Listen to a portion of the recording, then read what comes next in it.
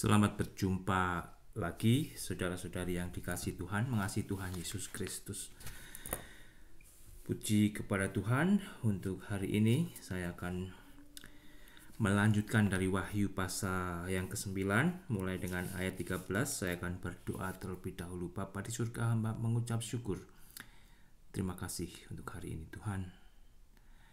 Ajar kami mengucap syukur atas hari yang Tuhan berikan. Ajar kami senantiasa menggunakan hari-hari ini dengan bijaksana, hidup di dalam keselamatan-Mu, di dalam kekudusan-Mu, di dalam kebenaran-Mu Bapa, dan di dalam pertolongan Roh Kudus-Mu. Ampuni untuk segala dosa-dosa kami Tuhan, berikan kerinduan akan firman-Mu senantiasa. Dan saat ini hamba akan melanjutkan dari Wahyu pasal ke-9. Kau yang boleh memberkati, Kau juga yang boleh menolong kami untuk mengerti maksud daripada firman-Mu. Dalam nama Tuhan Yesus hamba boleh berdoa dan mengucap syukur. Amin. Oke saudara, saya akan melanjutkan dari Wahyu pasal yang ke-9. Kalau kemarin kita sudah membaca dari ayat 1 sampai dengan yang ke-12, di situ kita sudah membaca akan terjadinya penyiksaan dahsyat selama 5 bulan.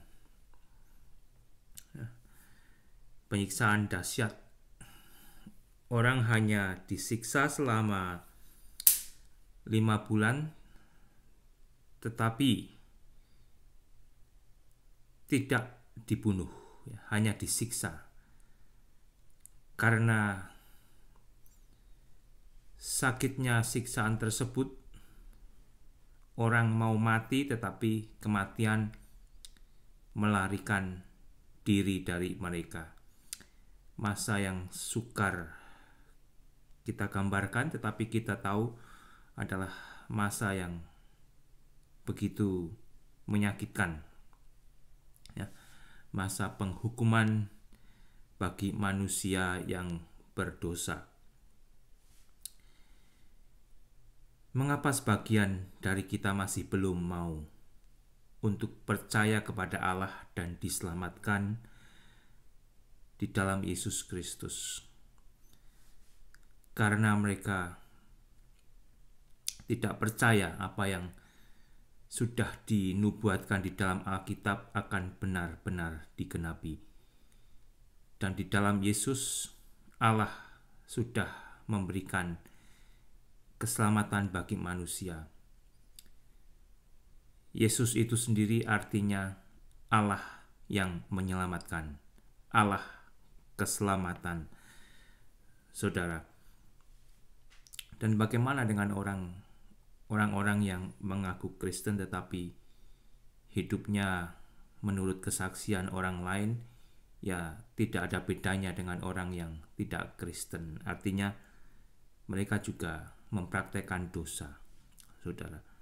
Ya mungkin ada baiknya kalau Anda ketemu orang yang demikian, Anda tanya, lah kok kamu jadi Kristen hidupmu tidak ada bedanya gitu. Bukannya di dalam Tuhan Yesus Kristus dosamu sudah dibasuh, dibersihkan, diampuni, kamu sudah dijadikan baru, ya. Tetapi kok tidak ada bukti kehidupan baru, saudara. Sebagian mungkin menganggap kalau neraka itu hanya ada di khotbah saja, saudara. Tidak akan ada secara nyata. Tetapi Alkitab begitu jelas mengatakan jikalau neraka itu ada, tempat penghukuman ya, bagi manusia yang berdosa. Dan bagi Tuhan neraka itu sangat serius, saudara. Sangat serius, dan itu telah dibuktikan dengan kematian Yesus sendiri di atas kayu salib agar manusia tidak usah mengalami neraka.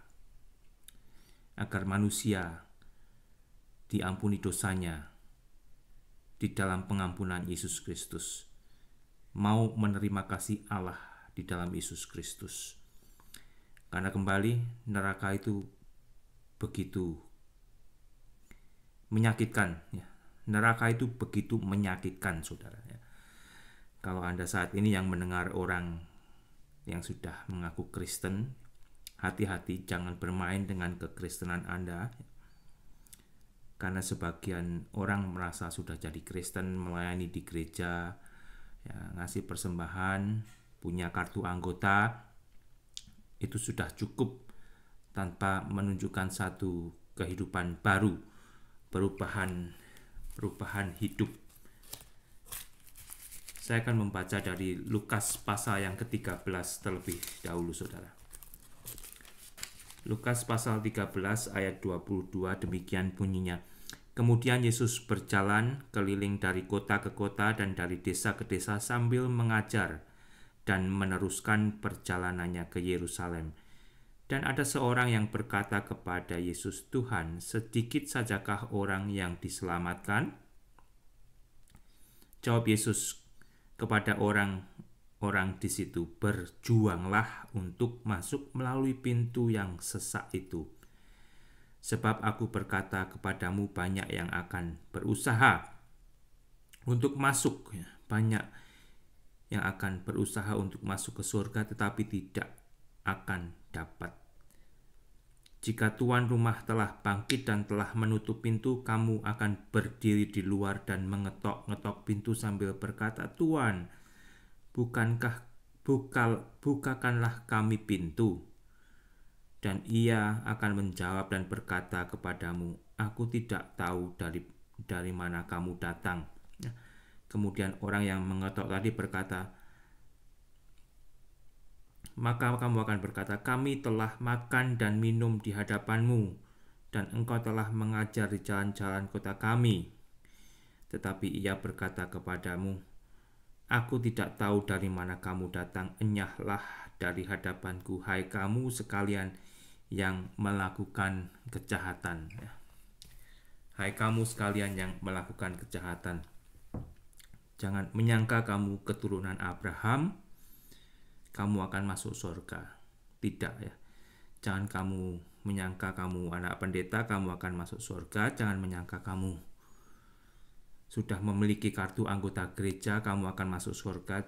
Jangan menyangka kamu sudah memberikan uang, kamu sudah ikut mengambil bagian di dalam pelayanan gereja, bahkan jadi pendeta ya.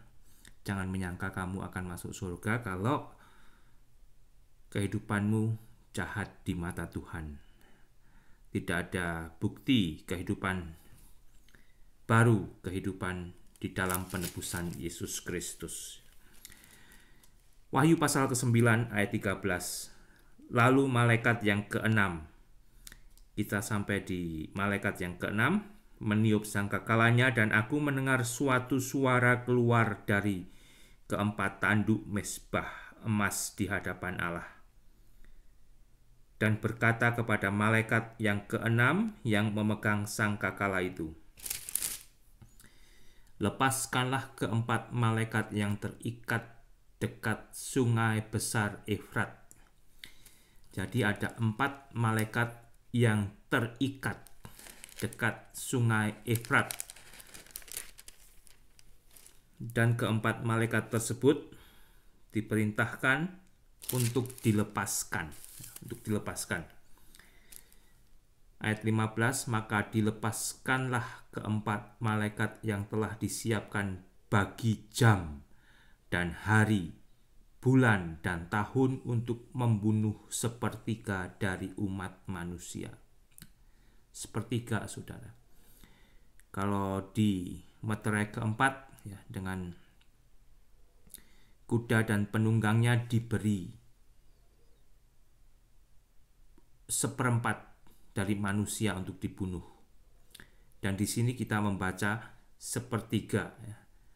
Kalau misalkan 8 billion, 1/4-nya 2 billion, masih sisa 6 billion. Dan di sini sepertiganya dari 6 billion, 2 billion, jadi tinggal 2 billion ya. Setengah dari penduduk bumi sudah dibunuh mati di dalam murka besar Allah ini sampai dengan pasal 9 ayat yang ke-15. Maka dilepaskanlah keempat malaikat yang telah disiapkan bagi jam dan hari, bulan dan tahun untuk membunuh sepertiga dari umat manusia. Sehingga kembali saudara, masa ini adalah masa murka Allah. Masa murka Allah. Saya akan katakan lagi mengapa Allah melakukan itu semua. Mungkin ada orang yang berkata Allah itu keji, Allah itu kejam. Dosa adalah kekejian di mata Tuhan, saudara. Dosa itu adalah kekejaman di mata Tuhan, dan setiap manusia yang berbuat dosa akan dihukumnya. Dan kembali di masa ini gereja Tuhan sudah tidak ada bersama-sama dengan mereka di bumi. Karena masa tersebut adalah masa ditumpahkannya murka Allah, masa tribulasi. Dan Allah tidak memurkai gerejanya, Allah tidak memurkai jemaatnya bersama-sama dengan manusia berdosa. Jadi kalau Anda mau diselamatkan oleh Allah yang telah mengasihi Anda, terimalah Yesus, saudara. Terimalah Yesus sebagai Tuhan dan Juru Selamat Anda. Dan bagi Anda yang sudah jadi Kristen, yang sudah percaya kepada Yesus, tinggallah di dalam kekudusan Allah yang sudah dianugerahkan Anda di dalam Yesus. Anda sudah dibasuh bersih dosanya di dalam Yesus. Anda sudah diberi pakaian baru, pakaian yang putih. Kenakanlah pakaian baru tersebut di dalam kehidupan Anda, sehingga Anda tidak perlu khawatir, Anda tidak perlu takut untuk memasuki masa tribulasi atau masa murka Allah.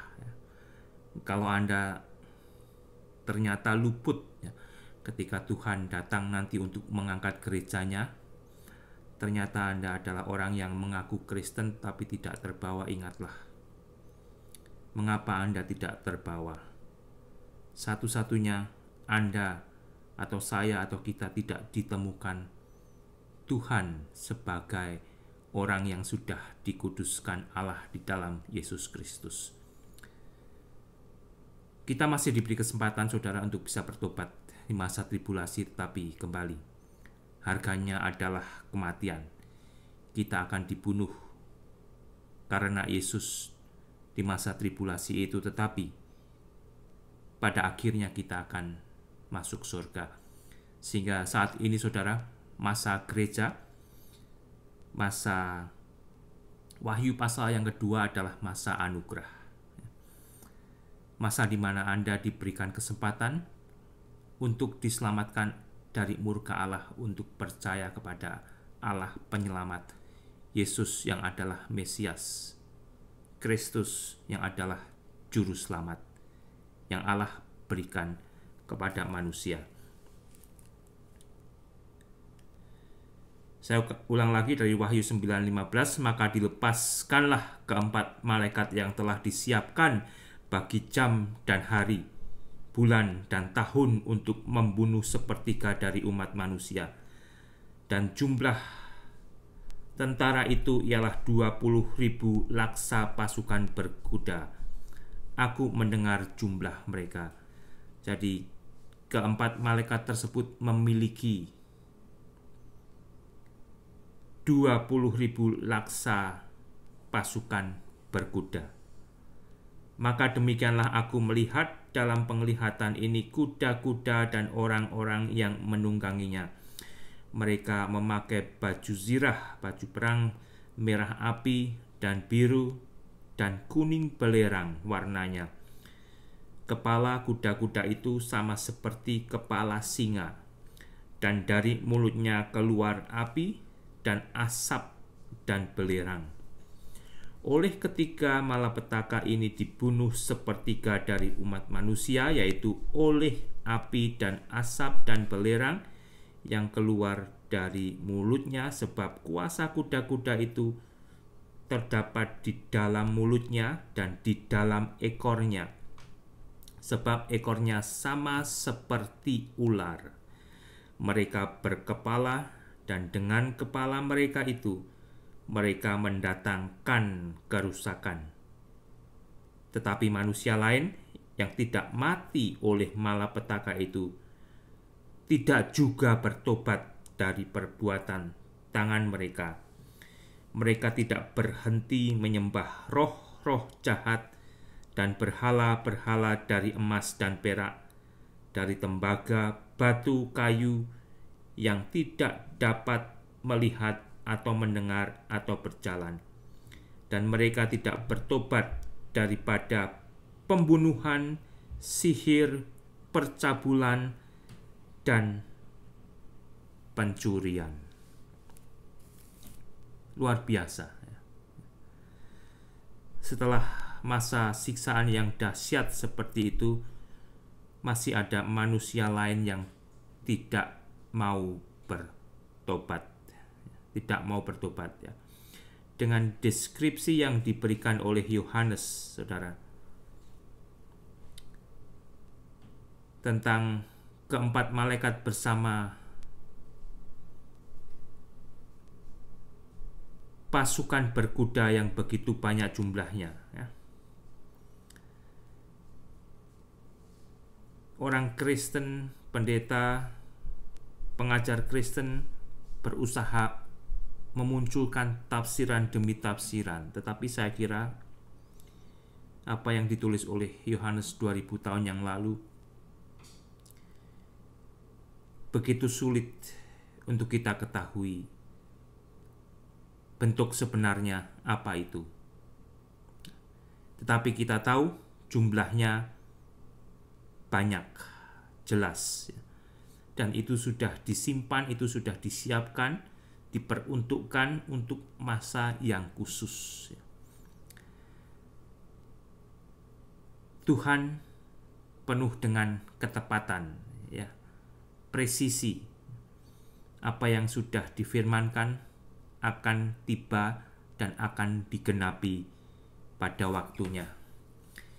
Sehingga kembali saudara, sebenarnya Allah begitu merindukan agar setiap manusia mau diselamatkan di dalam penebusan Yesus Kristus, Allah penyelamat. Agar manusia tidak usah mengalami murka Allah karena dosanya. Murka Allah itu adalah penghakiman Allah terhadap dosa manusia sendiri. Dan Allah menghendaki agar setiap manusia boleh percaya kepada Allah untuk percaya kepada Yesus Kristus. Karena neraka itu penuh dengan penderitaan, saudara, ya. Kalau kembali Anda baca dari pernyataan seseorang yang terdapat di dalam Lukas pasal yang ke-16.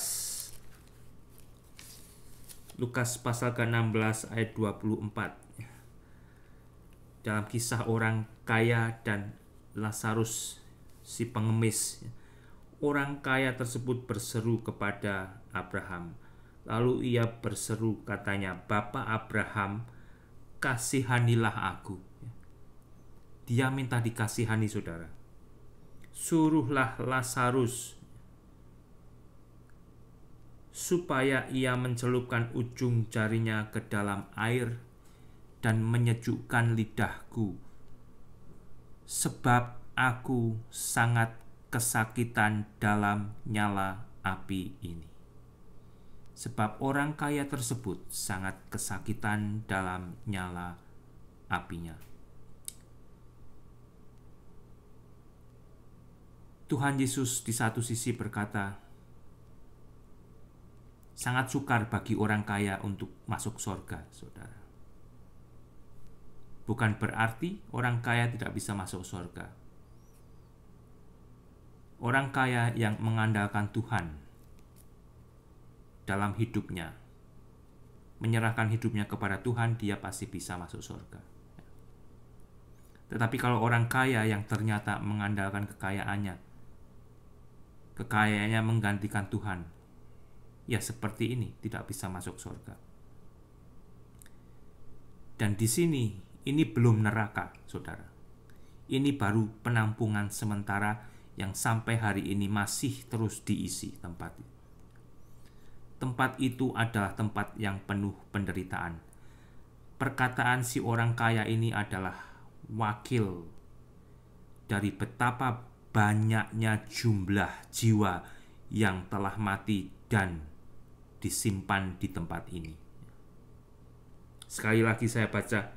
Lalu ia berseru katanya, Bapa Abraham, kasihanilah aku, suruhlah Lazarus supaya ia mencelupkan ujung jarinya ke dalam air dan menyejukkan lidahku, sebab aku sangat kesakitan dalam nyala api ini. Nyala api. Tempat yang penuh dengan kepanasan. Belum lagi nanti ketika pada akhirnya akan dihakimi di penghakiman tahta putih dan dibuang ke dalam neraka lautan api kekal selamanya, ya. Itu jauh lebih menderita, saudara. Dan meskipun di dalam peristiwa nanti yang terjadi di Wahyu 6, 7, 8, 9 dan sebagainya, manusia dihukum, disiksa, dilimpahi murka Allah. Sebagian masih belum mau bertobat. Sebagian masih belum mau bertobat. Mereka tidak bisa belajar dan mengerti.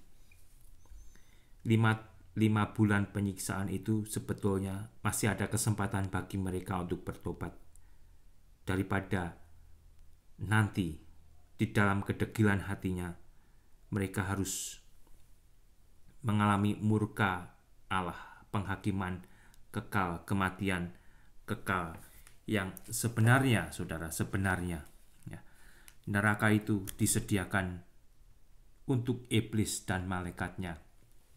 Tetapi kepada manusia yang lebih memilih tidak mau percaya kepada Allah di dalam Yesus Kristus, lebih memilih untuk percaya kepada iblis bapa segala dusta dengan menolak Yesus, akan juga dibuang ke tempat tersebut. Di dalam Matius 25 ayat 41 saya akan membaca.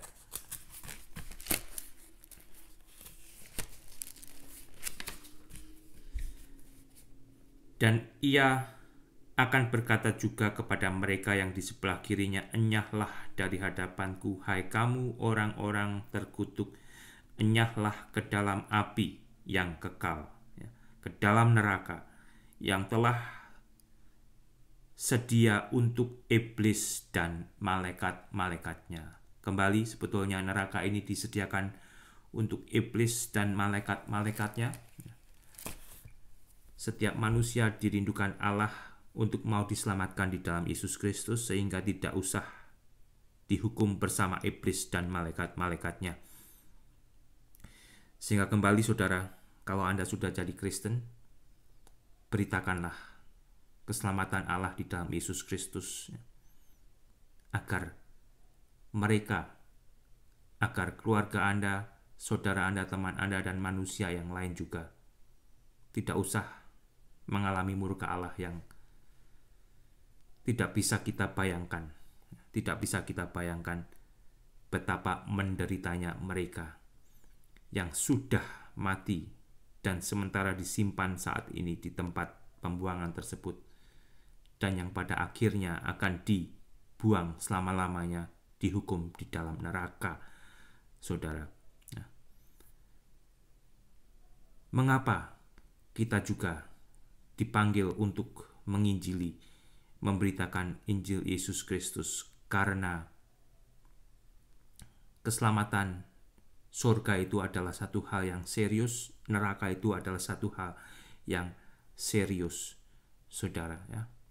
Surga atau neraka bukan hanya ada di khotbah, tetapi surga dan neraka benar-benar tempat yang ada, yang akan menjadi tempat penghunian manusia yang mau percaya kepada Allah, yang mau diselamatkan di dalam Yesus Kristus. Mereka akan menghuni surga.